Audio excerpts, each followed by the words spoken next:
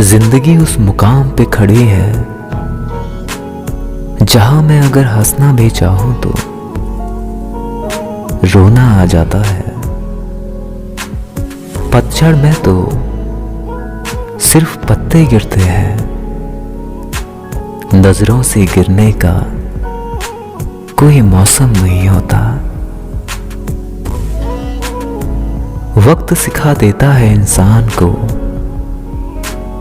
अजब गजब चीजें। फिर क्या नसीब, क्या मुकद्दर, क्या हाथ की लकीरें। आईना जब भी उठाया करो, पहले देखो फिर दिखाया करो। दस्तक और आवाज तो सिर्फ कानों के लिए है,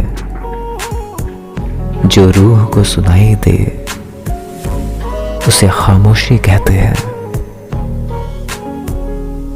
किसी को अपनी पसंद बनाना कोई बड़ी बात नहीं,